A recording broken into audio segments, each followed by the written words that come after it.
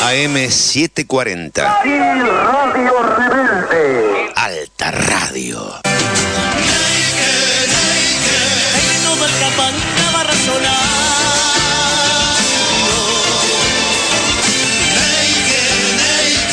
Fantasma de la noche que no acabó.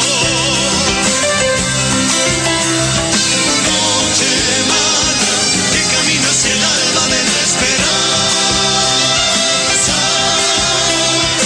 Día bueno que formarán los hombres de corazón.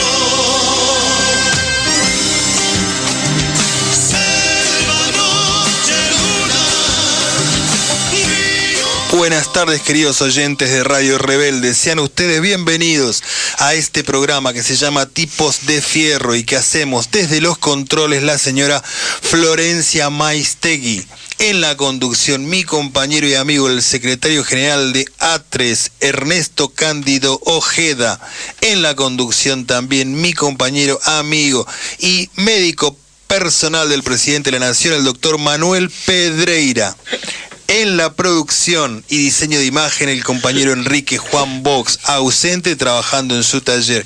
Y también en la conducción, en la producción general, quien les habla, Pablo Núñez. Muy agradecido, como siempre, de que nos dejen entrar en sus oficinas, sus despachos, que nos lleven a pasear en sus coches y que les interese lo que venimos a contarles de la actividad rural. Les pedimos, como siempre, que nos cuenten en el grupo de Facebook, en la página, en la fanpage, que le dicen, el @tipos de fierro, qué temas quieren tratar, que nos cuenten qué les gustó, qué no les gustó. No se olviden del grupo de WhatsApp 22 59 7555 011 22 59 7555. Esperamos ahí todos sus comentarios empalagosos por lo bien que hacemos nuestro trabajo, que hoy lo vamos a hacer mejor que nunca, porque hoy está nuestro conductor estrella. Nos da mucho gusto tenerlo en el piso. Ernesto Ojeda, qué bueno que estés con nosotros. Hola compañeros, ¿cómo están ustedes? Muchas ¿Cómo gracias. andamos? Muy contento de que hoy vamos a tener nuestra editorial gremial hoy. Sí, seguramente. Te enriquece el programa. Sí, en realidad es el núcleo de nuestro programa, es la cuestión gremial representada en la persona de Ernesto o de cualquiera de los compañeros, que son los que siempre nos dejan de lado porque tienen algo más importante que hacer. La realidad de los trabajadores no es nunca positiva en estos tiempos y se disponen a venir al estudio y salen con un balde a apagar fuego en algún lugar. Ya ha pasado varias veces, así que bueno, valoramos muchísimo que uno de nuestros jefes esté aquí. Ernesto, hacenos nuestra editorial. Sí, bueno, antes tengo que reconocer que me han sacado el cuero, como decimos en las provincias, me han sacado el cuero bastante ustedes por mi ausencia, digamos, pero bueno, por otro lado ya me está justificando, así que vamos a ahorrar tiempo, ¿no? Es cierto. No, la editorial me parece tiene que ver con, en primer término, agradecerles a ustedes el esfuerzo de llevar adelante un programa que nació con la idea de que en esta gran ciudad se incorpore en los temas de preocupación el problema del trabajo, el problema de la alimentación, la importancia que tiene la producción de alimentos en nuestro país y por supuesto tratamos de un programa de trabajadores, poner en valor el esfuerzo de la mano de obra en esa bendición que tenemos los argentinos, que es uno de los grandes productores de alimentos. Así que agradecerles a ustedes el esfuerzo de divulgar y ordenar una cantidad de temas que nosotros lo sufrimos en las provincias. Es cierto, ya entrando en temas puntual, el motivo de que por ahí no estamos los días jueves como quisiéramos, porque es muy diversa la demanda que hay en diferentes provincias, de diferente orden. Muchos son reclamos de carácter laboral, otros tienen que ver con una actividad que desde hace muchísimos años, lo hemos comentado acá, está muy desorganizada, es una desorganización planificada, una actividad muy diversa como es la nuestra, que tiene una anarquía en términos de que los derechos que tienen los trabajadores no hay forma de regularlos en la práctica, en su momento con los avances de la gestión anterior de Cristina, fundamentalmente, a partir del 2011 se reglamentó una ley a los fines de proteger la actividad laboral, la actividad primaria. Ese proceso arrancó y bueno, a partir de que perdimos el gobierno, en realidad entramos en una etapa de anarquía donde no se terminó de concretar la decisión política de regulación del Estado, y en esta etapa hay un embalontamiento, un agrandamiento, no sé cómo decirlo, de las patronales, que están permanentemente estimuladas al maltrato del trato laboral, digamos. O sea, es un trato laboral que el Estado ordena y lo maltratan, no solamente con el incumplimiento, sino que con el maltrato en las lealtades del trabajo, ¿no? Ustedes saben que cuando uno está en un trabajo, uno pone el lomo, pone el tiempo de trabajo y el otro pone el capital. Bueno, se establece, cuando hay un Estado se regula esos roles, y cuando desaparece el Estado y se sobreestima el rol del capital, bueno, viene no solamente que se paga mal, sino el maltrato, y en eso estamos maltratados en varias provincias. Viajamos permanentemente a diferentes provincias para ver cómo auxiliamos a los compañeros que estamos organizando los sindicatos. Así que eso es, digamos, nuestra principal actividad y el motivo que nos tiene permanentemente en las provincias, ¿no? Bueno, lo que estás diciendo es muy gráfico, y pensaba, ¿no?, que en cierta forma se vuelven a imponer ciertas pautas culturales de nuestra historia, digamos, en lo que es el mundo rural, donde prácticamente los patrones de estancia eran los dueños de la vida de las personas, aunque aparentemente fueran solamente empleados. Había, digamos, como una conducta de posesión del destino de la persona. Me da la impresión de que estamos volviendo un poco a esa idea que creo que en la oligarquía argentina estaba adormecida, no estaba olvidada, y ahora es un momento donde vuelven a despertar los viejos rencores, ¿no? O sea, creo que hay un poco de eso. Sí, efectivamente. Hay también un dato a tener en cuenta, es el hecho de que entre los cuatro sindicatos intervenidos por esta gestión, nos trae un mal recuerdo de las relaciones laborales y del trato a los trabajadores. Uno de ellos es un sindicato de la actividad azucarera, en Jujuy. Es una federación de trabajo que nuclea 4 organizaciones sindicales de nivel primario, algunas, otras combinadas entre industria y actividad primaria, y bueno, es el sindicato de la Federación del Azúcar que está intervenida. Y lo que vemos, un poco a título de profundizar lo que hablamos respecto al tema laboral, es que es necesario divulgar y poner en la agenda de la discusión de los trabajadores en sus diferentes niveles de base, en sus delegados, en sus cuadros medios y en la CGT, el tema que hay una campaña oficial que promueve el optimismo respecto a la mayor volumen de producción y del crecimiento de la actividad agraria. Y para nosotros, lo que visualizamos en diferentes provincias es que eso que se divulga como una cuestión positiva y optimista, en realidad no se refleja en los bolsillos, no se refleja en el ingreso, no se refleja en las condiciones laborales, y no hay un aumento en la cantidad de trabajadores incorporados, producto de mayor producción agraria, digamos, ¿no? Y cuando hablamos de producción agraria, como diría mi amigo Manuel, Manuel Pedreira, esa producción, ese volumen de producción se ha mostrado en estos tiempos, más en la producción granera, que en otras actividades, ¿no? Y es una actividad que no multiplica las horas de trabajo. Por otra parte, como si fuera poco, hoy mismo en algunos de los medios oficiales ya se reconoce el ingreso de productos tradicionales de la actividad primaria argentina, como es el tema de la uva, la pera, que estamos importando, digamos, de manera que si el mayor volumen de producción granera no genera empleo, y por otro lado lo que sí genera empleo, como es el tema del sector vitivinícola, lo importamos, no son buenas noticias para nosotros. El almidón de mandioca se está importando del Brasil, hoy me enteré. Claro. Sí. Bueno, el retraso que tenemos con respecto al tema de la mandioca es eso, que hay zonas productoras de mandioca, pero nunca hubo una política seria de industrializarla.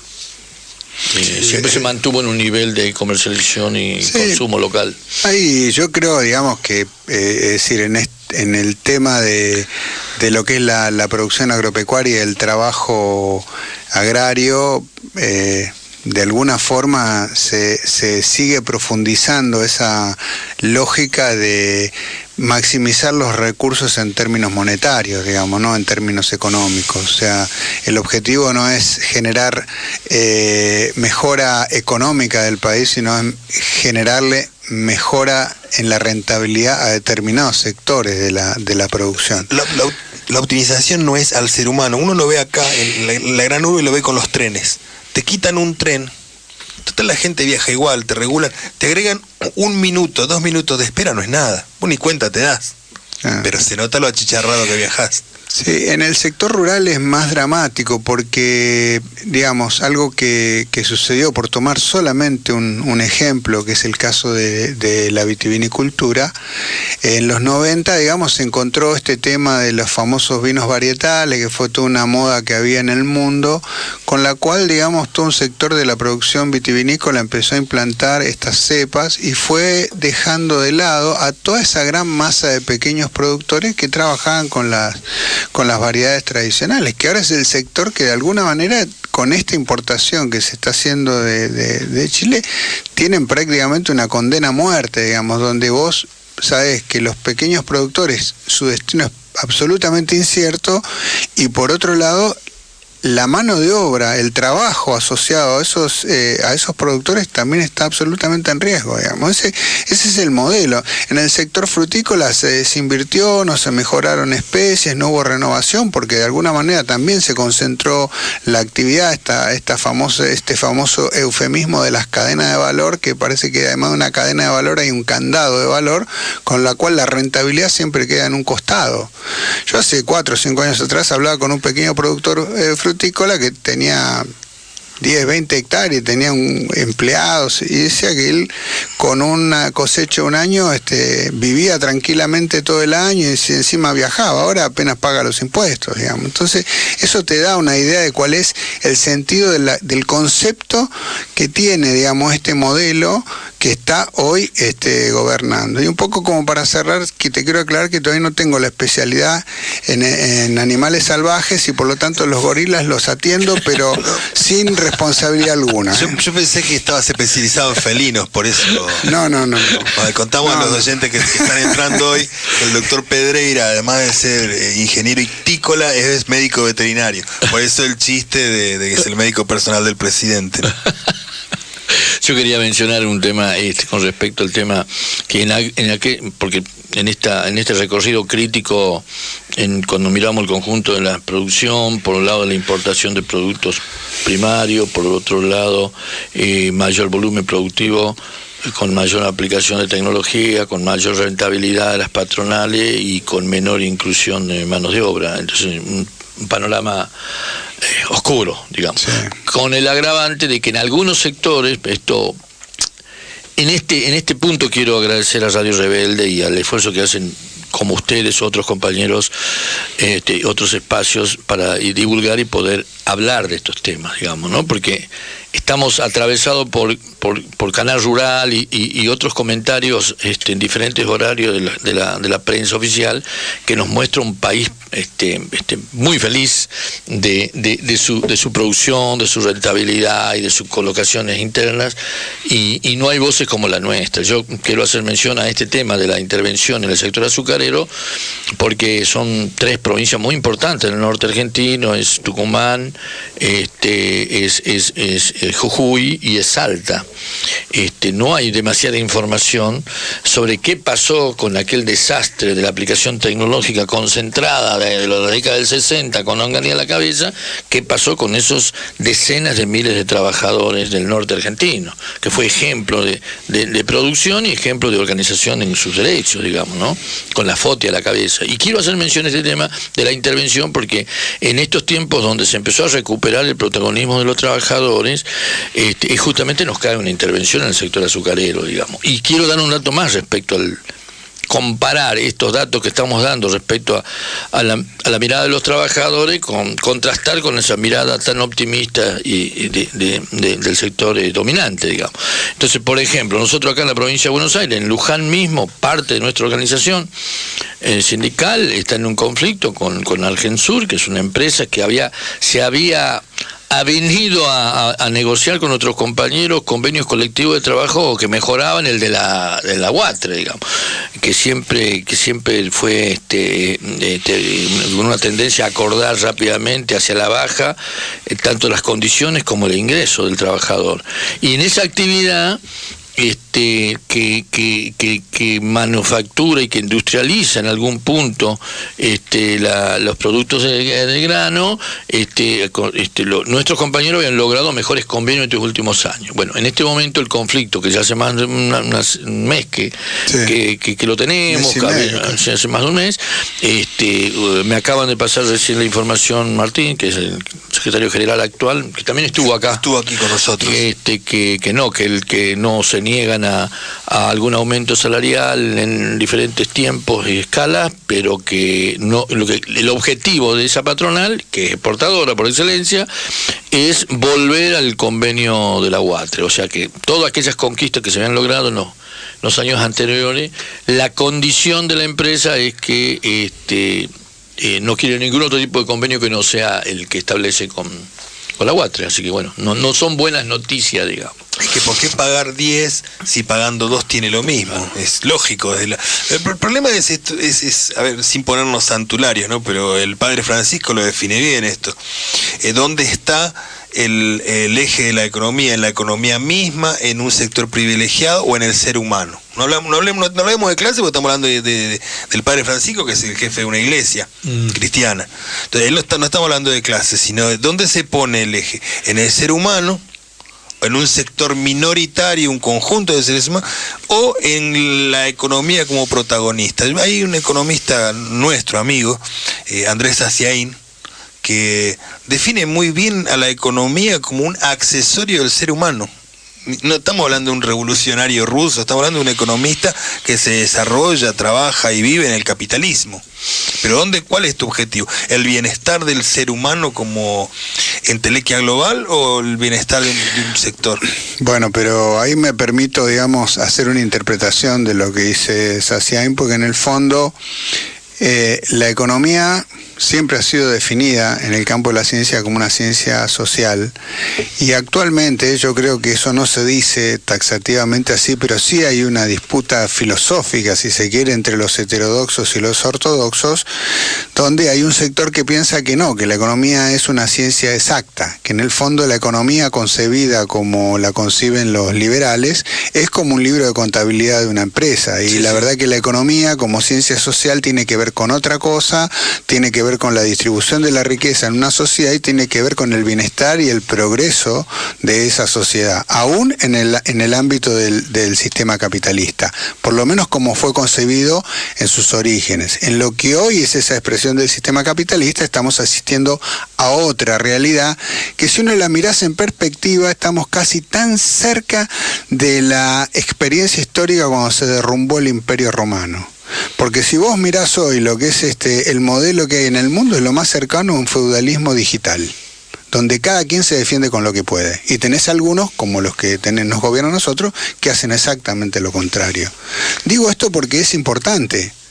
Es importante establecer, digamos, el sentido de la economía como la construcción del bienestar común, que es lo que genera, digamos, una sociedad que puede evolucionar y progresar.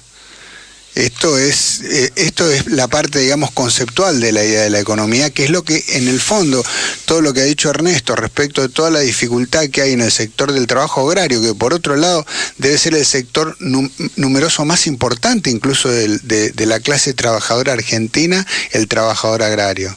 Es más de 1.100.000, 1.200.000 personas vinculadas a la actividad agraria, que es, creo, el núcleo más importante, y sin embargo es el más castigado, y es el que hoy incluso el gobierno trata de tomar como modelo para construir la idea de cuál es la relación de los sectores, digamos, del empresariado respecto de los trabajadores. Ese es el modelo que quieren, donde no haya ningún tipo de discusión de nada. Una pregunta. Una pregunta, Ernesto, la tocamos levemente ahora antes de pasar las parroquiales y la continuamos después del corte. Ramón Ayala es el autor de nuestro leitmotiv, el Mensú, pero hay otro Ramón Ayala. Si nos puedes hacer un pequeño resumen de opinión de 2 minutos y seguirla después, ¿cuál es el rumbo Sí, cuando apareció la primera y segunda anuncio de la desaparición física del Momo Venegas, todos los que estamos en diferentes sindicatos, las llamados telefónicos, era de qué pasaba, y nosotros tratamos de ser muy cautos, más allá de lo que opinamos desde hace muchísimos años respecto a la representación y a la organización de los trabajadores agrarios, y en nuestra mirada crítica, como peronistas, como trabajadores, pero muchos se generaron expectativas, incluso dentro del propio movimiento obrero, que me ha tocado hablar con algunos dirigentes y secretarios generales, pero los que vivimos y trabajamos muchísimos años en esta actividad, conocemos más de cerca el funcionamiento y la representación sindical de UATRE, sabíamos que no teníamos ninguna expectativa, menos en este escenario. Yo no me olvido nunca de que Momo Venegas hablaba con Néstor, eso no me olvido, y que tenían hasta una cierta relación. No digo como la de con Moyano, pero tenía una relación. De manera que, si en aquel momento, con todo lo que ha hecho el gobierno de Néstor para restablecer derechos del conjunto de los trabajadores, que le llegó también a UATRE, no hubo ningún tipo de acercamiento, todo lo contrario, en esta etapa después semejante de compromiso con las patronales, de que las patronales agrarias son parte fundamental y sostén económico y político y social de este gobierno, no teníamos ninguna expectativa de que UATRE, y en este caso Ramón Ayala, que es el adjunto que ahora pasa al secretario general de UATRE, genere un cambio que beneficie a los trabajadores. Todo lo contrario, creo que sin entrar en cuestiones digamos internas de la organización, sabemos que va a ser mayor el compromiso, por lo menos de cada 2019, ¿no? de Ramón Ayala ahora en representación de... Y aparte con lo peor, digamos, ¿no? Con lo peor de las expresiones políticas de Cambiemos, digamos. Porque es simbólico, no es casual que fue a Jujuy, digamos, podría haber dicho otra provincia, ¿no? Seguimos después de la tanda, nos seguís contando, porque creo que a todos y a los trabajadores que están escuchando es uno de los temas que más nos interesa. Hacemos las parroquiales. Un saludo grande a Mou Carcel, al compañero Mou Carcel. Siempre los invitamos a nuestros oyentes a escuchar, a entrar a mundorural.com.ar, escuchar esa radio.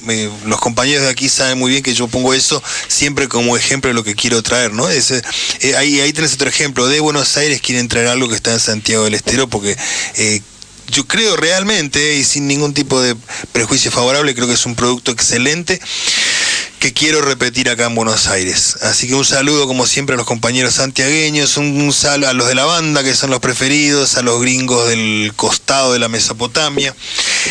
Otro tema a los oyentes de Facebook, el tema de los juguetes para la compañera Gabriela. Se va a hacer el evento, ya se están cerrando los plazos, ¿no, Manuel? Así es. Se están cerrando los plazos, así que vayan con los juguetes a la Fundación de Almiro Flores, que los están esperando. Siempre hay alguien para recibirlos.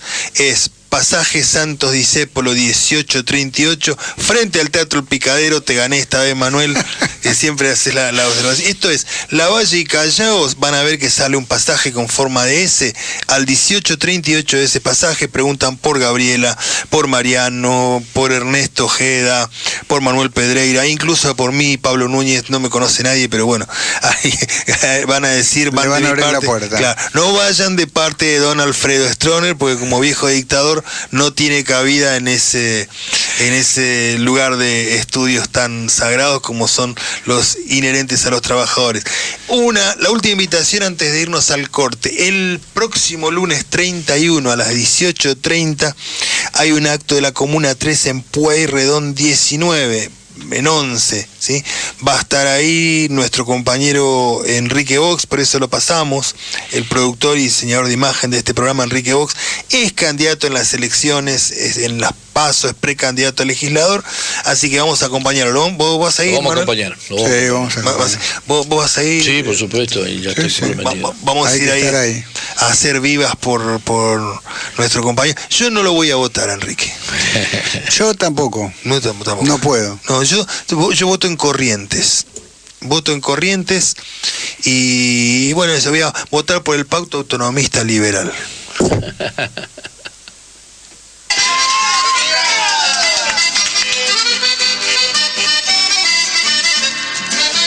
Pero está lindo, Nico, la fiesta que armó pa' todo el buen doctor. Viste, hermano, lo que nos dijo que habrá progreso a discreción.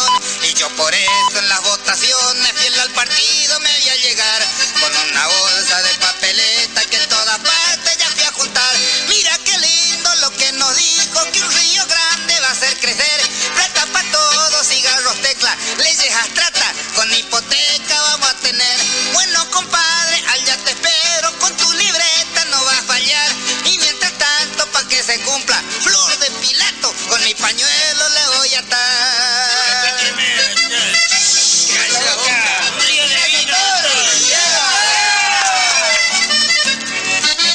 Mira qué lindo lo que nos dijo, que un río grande va a hacer crecer. Plata pa' todos, cigarros, tecla, leyes abstractas, con hipoteca vamos a tener. Bueno, compadre, allá te espero, con tu libreta no va a fallar. Y mientras tanto, pa' que se cumpla, flor de Pilato, con mi pañuelo le voy a atar. ¡Dígalo todo! AM 740. Y Radio Rebelde. Alta Radio. Yo me tomo el atrevimiento. No vas a tener en Europa ni en ningún otro lado ocasiones de que te presente una presidenta. Así que cantanos un tanguito y a mí me gustaría que fuera Volver. Volver a las 17. Un programa que siempre está volviendo. Conduce Leonardo Cofré. Los jueves a las 19 horas, de este lado de la grieta, con Carlos Montero, Estanislao Grassi y Camila García. Un recorrido por la ciudad de Buenos Aires, paseando por el resto del país. El Alpargatazo, todos los lunes de 19 a 20 por Radio Rebelde.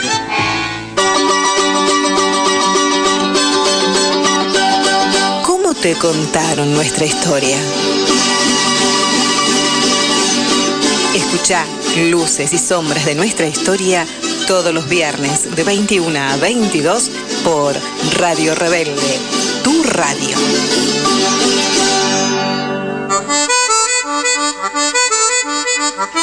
Que no se apaguen nuestras voces. Hacé tu aporte para que Radio Rebelde siga al aire. Número de cuenta corriente 50-132-1. 50-132-1. Del Banco de la Provincia de Buenos Aires, sucursal 4001.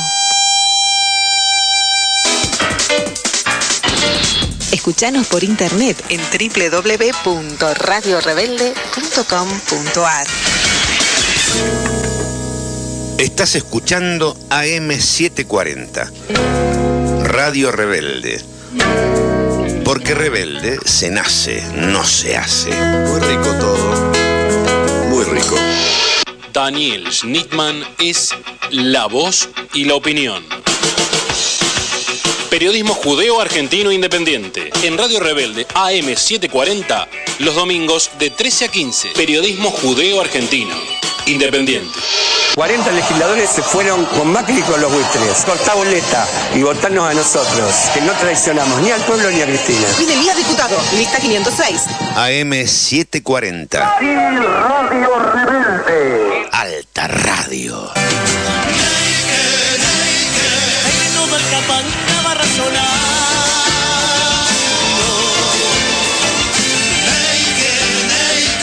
Fantasma de la noche que no acabó. Noche mala, que camino hacia el alba de la esperanza. Día bueno, que forjarán los hombres de corazón.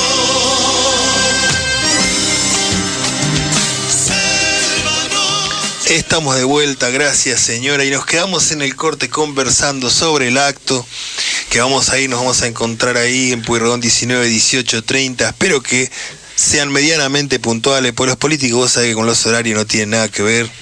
Así que calculen ustedes, los oyentes, tipo 19, apersónense en Pueyrredón 19 a ocupar sus lugares y bueno, vamos a ver, para que escuchen la propuesta de nuestro compañero que es precandidato a legislador porteño.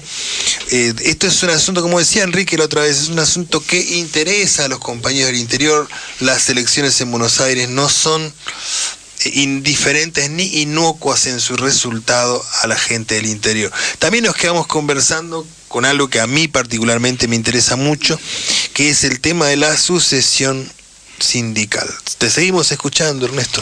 Sí, no mucho más en lo que hace al Moho Venega y a Guatre, en el sentido de que si es necesario, en alguna otra editorial hablaremos ya no tanto en un concepto general, sino como una herramienta que durante muchísimos años hizo rueda de auxilio de una forma de producir y una forma de distribuir en el sector. Entonces, es una cosa más tan seria y lo trataremos, si querés, en la próxima editorial, digamos. Y los vamos siguiendo. A ver. Claro, porque es muy interesante. Hemos estado trabajando con Manuel Pedreira estos días también sobre un documento que nos pidió la Corriente Federal, que seguramente lo vamos a tratar también acá y en ese trabajo aparece la importancia del Estatuto del Peón. Para nosotros, el sector agrario, cuando algún dirigente político hace referencia al Estatuto del Peón, tenemos varias cosas que decir. Aparte de reivindicarlo históricamente, hay varias cosas que decir como herramienta, digamos. Esa herramienta fue posiblemente la que tomó Guatre originalmente, que antes era una federación, FATRA. Era una federación, sí. Y posteriormente en realidad el Estatuto del Peón no ha sido un instrumento como los convenios colectivos de trabajo, ha sido para otra actividad. Por eso digo, es para otro momento. Ramón Ayala es como tanto miembro de la comisión directiva de Guatre, un hombre del gobierno, un hombre, sí, son funcionarios porque uno de los compromisos que han tenido que se habían comprometido con Venega era que todo lo que tuviera que ver con la cuestión agraria, rural, es competencia de la organización, y así es, ¿no? Así es, sí. con la intervención de Renatea, con las delegaciones de trabajo también, digamos. Sí, prácticamente la disolución de Renatea, o sea, vuelven a foja cero en el sentido de restar al Estado del rol de ser el árbitro entre intereses que son desiguales, digamos, que es el de los empleadores y de los trabajadores, y que en el sector rural es mucho más notorio el poder de las patronales respecto de los trabajadores, hasta por razones de carácter geográfica. Yo lo que quiero decir es que, para no ser tan negativo como si fuera que no hay esperanza, hay una cantidad de productores medios y grandes en diferentes regiones del país que tienen iniciativa no solamente de innovación, que tienen comportamiento respecto a la voluntad de aproximarse más de una manera más solidaria y más comprometida con el derecho al trabajo. Son excepciones, pero existen en el conjunto, en diferentes regiones productivas, y a mí en ese contexto me parece que arraigo como una expresión como interpretación de la realidad de las zonas rurales del país, es una buena oportunidad para nuclear, para convocar, para empezar a mirar incluso no solamente la esperanza de los trabajadores para mejorar sus condiciones, sino también del sector productivo, ¿no?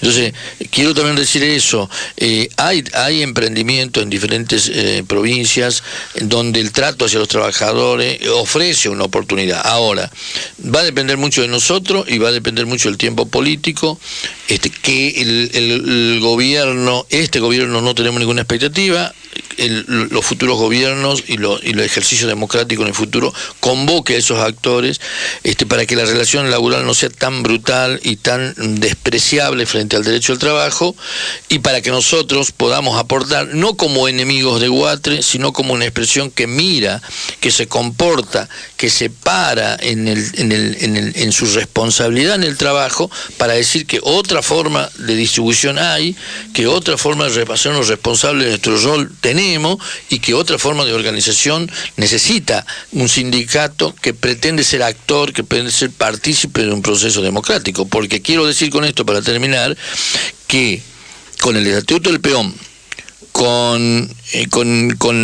después del golpe del 55 hasta el retorno del general, con el retorno del general, con la recuperación, con el golpe militar, con la recuperación de la democracia, y hasta el 2011 casi no hubo demasiadas variaciones, a pesar que hubo 10.000 formas y diferentes formas de ejercicio del poder desde el Estado, no hay muchos cambios en el comportamiento de la patronal para el trato con el trabajador, ni del trabajador en términos de su protagonismo y su representación.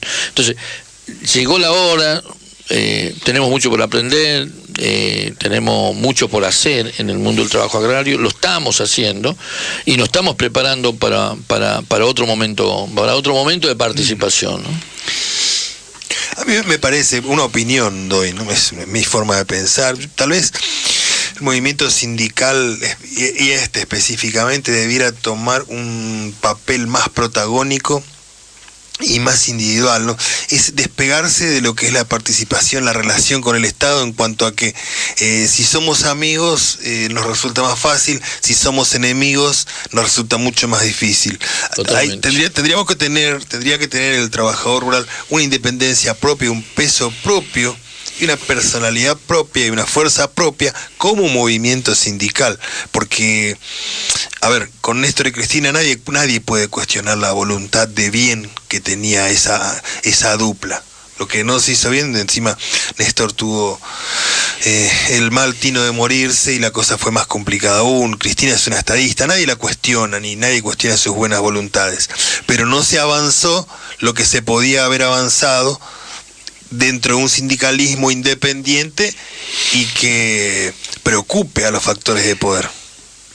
Yo coincido con eso, y se me ocurría hacerle, digamos, una, no sé si pregunta, pero como una proposición a Ernesto, porque también se me ocurre que mucho de lo que se requiere de recuperación, incluso del rol de los trabajadores, tiene que ver con los objetivos políticos y económicos del país. O sea, creo que es necesario en algún momento pararnos a mirar la producción agropecuaria desde otro lugar. Hemos siempre aceptado un poco como un hecho dado y para nada cuestionado eso de que somos un país agroexportador. Producimos alimentos y somos exportadores de alimentos. En realidad, los momentos más florecientes incluso de muchas de las que hoy llamamos economías regionales, que en algún momento eran sectores productivos del sector agropecuario, como fruticultura, como la yerba, como el té, como el tabaco, como el azúcar, tuvieron un momento donde estas economías tenían, digamos, buenas condiciones y aún así los trabajadores no eran partícipes de ese proceso. Entonces yo creo, digamos, y por eso le hago la direccionalidad a Ernesto en el sentido de que esta mirada que es por la positiva también tendría que tener una mirada de respecto de cuáles son los destinos de esas producciones que tengan que ver también con que estos recursos lleguen a los trabajadores. O sea, ¿qué tanto vinculamos esta idea a la existencia de un mercado interno? Que es el que... Sí, es un buen tema. Y otro tema, y esto ya trasciende nuestra frontera y hablamos de todos nuestros vecinos y de los países de la región, ¿no? Que siempre se ha dicho durante muchos años que somos productores de materia prima, que tenemos una gran reserva, que somos el patio trasero. Se ha venido en diferentes momentos históricos reconociendo ese rol. Después de esta avanzada con Chávez, con Néstor, con los uruguayos, con los bolivianos, con los hermanos de la región, nos queda un sabor agridulce, digamos, en el sentido de que no es el mejor momento, sí dulce en el sentido de que de nuestra mirada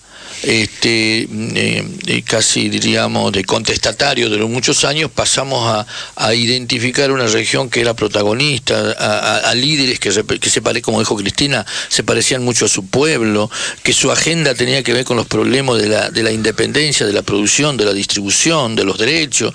Bueno, todo esto que ya pasó, me parece que los trabajadores tenemos una gran responsabilidad de poner en valor y prepararnos para que no sea una etapa como marginal en el proceso, sino que tengamos nosotros una continuidad, identificando nuestras limitaciones, nuestros errores, las pérdidas de oportunidades, la inexperiencia, una cantidad de situaciones que hace que hoy estemos hablando, digamos, de los retrocesos que visualizamos en el conjunto de nuestros hermanos, incluso de los estados cercanos a la Argentina. Entonces, el tema de la actividad primaria, yo lo tiro como una reflexión. A mí me parece que de la misma manera de que no se podía hablar de un proceso democrático sin contemplar la masa de desocupados que había generado en la década del 90 y las nuevas formas de producción en los últimos años del capitalismo, hizo que todos los estados, y el nuestro en particular, abordaran el tema del nuevo sujeto, ¿no? Que fue el desocupado, el excluido, el trabajador informal, digamos, ¿no? Y fue un fenómeno, pues fue protagonista, no solamente porque se resistió, sino porque fue protagonista, pues fue incluido, ¿no es cierto? Y fue protagonista porque llegó con mucho orgullo lo digo, y bueno, acá en esta casa, Delía y otros compañeros fueron parte del Estado. O sea que de ser excluidos, para ser incluidos, a tener derecho y también esa parte del Estado. Bueno, todo ese proceso hay que sacarlo como conclusión y saber que no se repiten, la historia no se va a repetir. Pero a mí me parece y se me ocurre que el tema de los trabajadores vinculado a la tierra y al agua, a lo que con sus manos modifican los productos que después consumen miles o millones de personas en el mundo y en nuestro propio país, empieza a aparecer como imprescindible que seamos actores de la etapa que viene, ¿no? Porque si no se produciría cualquier fenómeno productivo, cualquiera, no sé, puede ser por la derecha, profundizando este desastre en la región, o una recuperación democrática, pero profundizaríamos la asimetría de ingreso de los que laburan. nosotros nos retrasaríamos más y nos quedaríamos nostálgicamente en el estatuto del peón, pero sin evolución de calidad y de protagonismo, y habría otra forma de protagonismo que no sé cómo va a ser, pero que será protagonismo de los trabajadores. De manera que es la responsabilidad de este tiempo que los nuevos sindicatos de trabajadores agrarios evaluemos con humildad, sin soberbia, pero con objetividad todo el proceso de nuestra participación, las herramientas que nos dejó la etapa anterior, que es una herramienta importante como la 26727, y empezar a prepararnos para otro tipo de debate, porque me parece que el sujeto del social que viene en materia de producción agraria no queda otra más que sea el trabajador, junto a otros sectores como el pequeño productor, pero serán los trabajadores en términos cuantitativos y por su rol exclusivo de producción, digamos, sin otro capital que su fuerza de trabajo, digamos, lo que tenemos que incorporar al debate y a la pelea, digamos. Vamos a distendernos un poco, llegó el momento del dedicado. Este dedicado me lo pidió una colega en una audiencia, y no recuerdo el nombre, porque el esposo es un médico veterinario. Entonces ella empezó a quejarse del olor a chancho del esposo, que es criador Entonces yo le comenté que teníamos un programa rural, que el sindicato, que yo me hice, y me pidió un tema, y no me acuerdo el nombre del doctor ni de la compañera, pero bueno, vamos a escuchar este tema. Si nos distendemos, sonreímos un ratito. Todo tuyo el aire, Florencia. Tenían oficio los perros, el ovejero del arralde, los perros de policía, los perros de los trineos, ni hablar, los lazarillos de los ciegos, los galgos corrían carrera, los perros pastores no predicaban sino cuidaban animales. Todos los perros haciendo algo, el cusquito faldero era un adorno en la falda de la dama, el cusquito ratonero, no sé, agarraría ratones como el garronero te agarraba los garrones, pero todos tenían que servir para algo, los perros todos trabajaban, estuvieron ahí de formar sindicatos, los perros. Eran otros perros, más perros, los nuestros perros vagabundos que eran una institución. Mirá el callejero de Cortés, y no, nadie les daba alimento balanceado. ¿Viste lo que andaba mañana al súper a comprar alimento balanceado? Vas a ver lo que hay para cachorro, para perro adulto, para perro viejo, para hembra que están lactando, fortalecido, mineralizado, digestivo. Puta, darle la plata que vaya él a buscarlo. ¿Qué sé yo cuál hay que llevar? A los perros los bañan, los perfuman, los pasean. Hay paseadores de perros. Nosotros crecimos sin que nadie nos pasee, y era un paseador para el perro. A los perros los llevan a la veterinaria, a la peluquería, que los peinen, al psicólogo. Hacen terapia los perros, porque no son conscientes de su perrez. Como no tienen olor a perro, no tienen pulga, no saben torear, ¿qué mierda sabe que es perro? Tiene que ir a un psicólogo que tú le digas que es perro.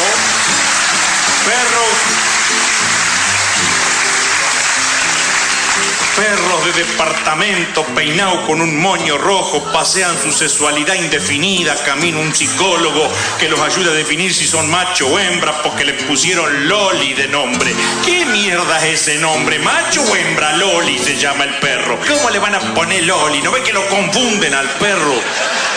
Hay hoteles pa' perro, guardería pa' perro y bares pa' perro. ¿Y el dueño dónde lo espera? Echado abajo la mesa. Ahora no se dice más pichicho, se dice mascota. Llegás a decir cuco y te denuncian por discriminación. Ahora en Estados Unidos hay un canal para la mascota. Lo único que faltaba, otro más en la casa para pelear por el control remoto, y este lo va a defender con uñas y dientes. Acordate lo que te digo. Donde me digan que hay que ponerle una tela en la cucha, agarro yo el alimento y el control remoto y me voy yo a la cucha, y que vengan a buscarme para pasearme y para llevarme al psicólogo. Los perros, hay perros nuevos. El setter no es un pullover, es un perro. Pitbull no es una cerveza, es un perro también. Yo en la facultad llegué hasta Salchicha, que ya era un perro largo, difícil de estacionar, pero está el base de ese que es salchicha, pero picado grueso, pesado, no se puede doblar, no lo podés acomodar en ningún lado. Hay un perro labrador, esto se debe a un error. ¿Qué puede labrar un perro como no sea la tierra para esconder un hueso? Ladrador debe ser. Y está el perro guardarrail, me decía el Hugo Suárez, era el Rottweiler, le erró por la mierda él. perro 4x4, cabezón, una cara de hijo de puta. Siempre hubo perros grandísimos, hijos de perra, como el perro el hortelano, que ni hacía ni dejaba hacer.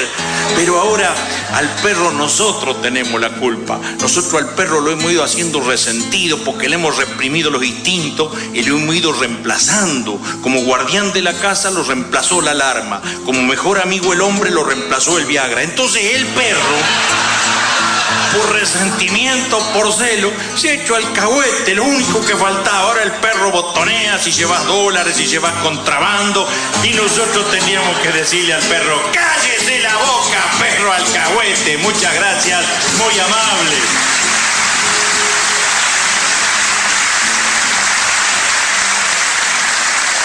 Para que no digan que somos excluyentes, un macrista, un gringo de esta hermosa pampa húmeda dándonos su humor, que la verdad es buenísimo. No me diga que no estaba bueno, doctor. Sí, está bueno. Es un colega tuyo. A mí me encanta su trabajo. Sí, el gato Peters.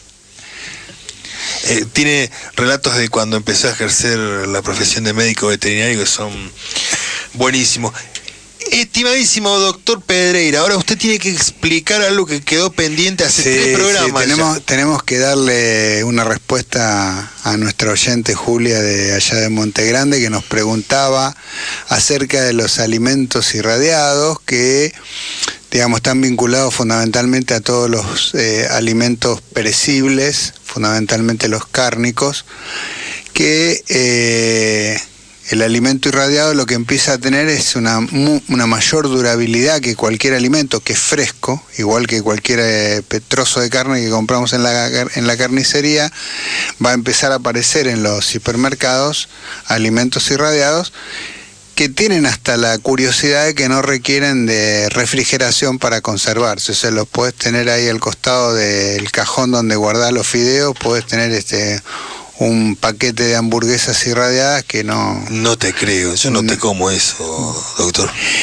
Mira, yo lo que quisiera es aclarar el origen de por qué se trabajó con alimentos irradiados, que tiene que ver mucho con todo lo que fue la carrera aeroespacial en su momento, para poder, digamos, procesar alimentos que pudieran ser consumidos altamente concentrados y que no tuvieran, digamos, riesgos de contaminación. En la carrera espacial, uno de los sistemas de conservación, digamos, y de lograr de que los alimentos no fueran contaminantes, pues en el espacio te pega una diarrea y no tenés manera de resolverla, era la irradiación. Ahí no volvés. Ahí no volvés.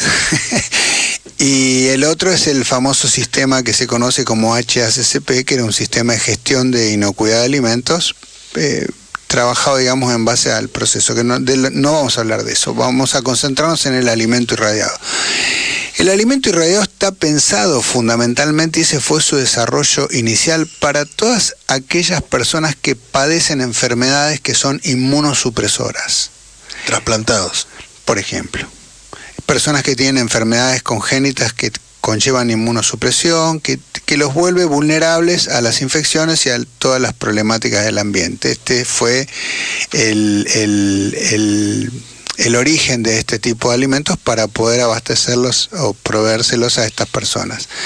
Como pasa en el sistema capitalista, digamos, después empieza a haber, digamos, un estudio de mercado sobre qué otras ventajas se puede ofrecer al consumidor respecto a los alimentos. Y bueno, aquellos que compran carne y que no la consumen y que después la tienen que tirar porque se les echó a perder, aparece esta otra opción que reemplaza en realidad a la refrigeración, al freezer, digamos. En lugar de tener carne congelada, la podés tener guardada en un cajón.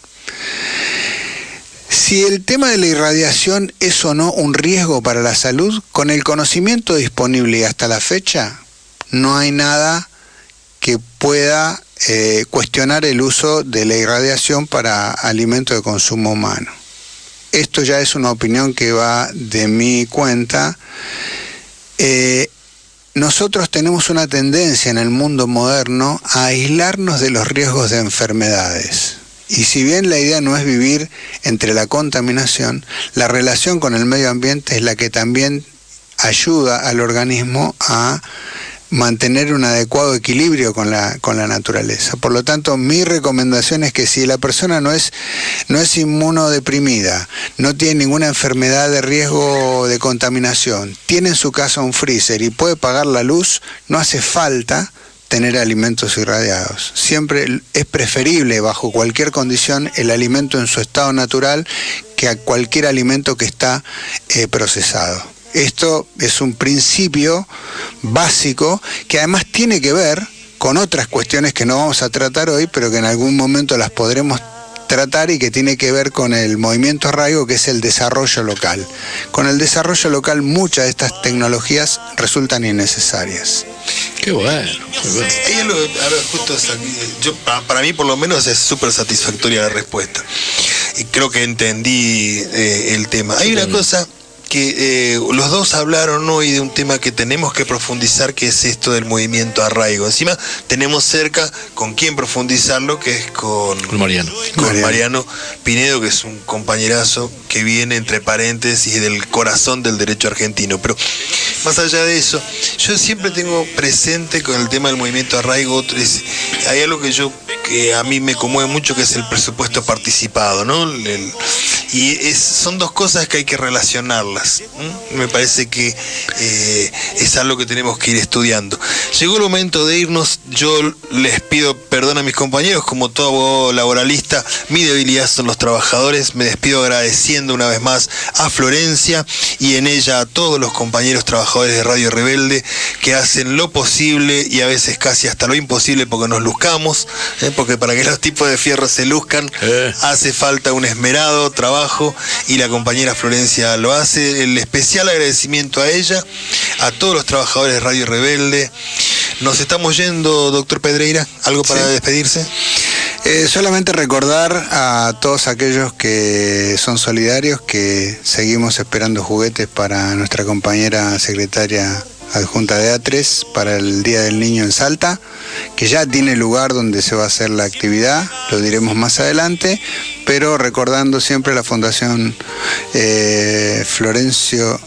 Dalmiro Flores. Dalmiro Flores, me sale Dalmiro Flores. Santo dice por 1830. Exactamente.